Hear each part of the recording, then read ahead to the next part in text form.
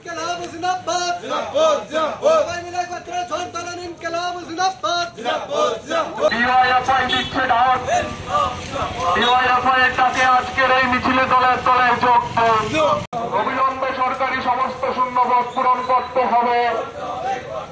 নাই সংগ্রাম সদর বিভাগ কমিটির উদ্যোগে মিছিল মূলত হচ্ছেন বেকারদের কর্মসংস্থানের দরজা 2018 সালে বিজেপি সরকার তৈরি হওয়ার পর সম্পূর্ণভাবে বন্ধ করে দিয়েছে।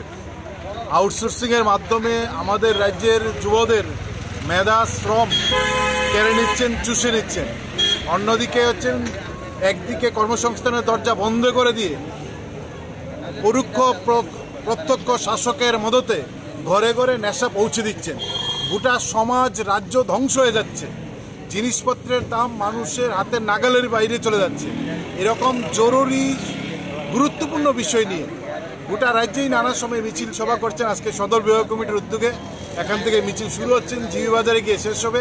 আমরা দাবি জানাচ্ছি, শিক্ষকের সংকটে স্কুল চলছে না, নার্স ডাক্তারের সংকটে হাসপাতালগুলোর স্বাস্থ্য পরিষেবা ভেঙে পড়ছে, বিদ্যুৎ দপ্তরের কোনো নিয়োগ নেই, বেহাল বিদ্যুৎ পরিষেবা, পুলিশে নিয়োগ নেই, রাজ্যের আইন শৃঙ্খলা সম্পূর্ণভাবে বেহাল। এই পরিস্থিতিতে নেশা গোটা রাজ্যে জাঁকিয়ে বসছে। আমরা এই মুহূর্তে দাঁড়িয়ে গোটা রাজ্যের একটা ভালো জায়গায় নেওয়ার জন্য বেকারদের হাতে কাজ দেওয়া, নেশার বাণিজ্যের ব্যবসা বন্ধ করা, নেশা কারবারিদের গ্রেপ্তার করা, এই দাবি নিয়ে আমরা রাস্তায় নেমেছি এবং জিনিসপত্রের দাম কমানোর জন্য।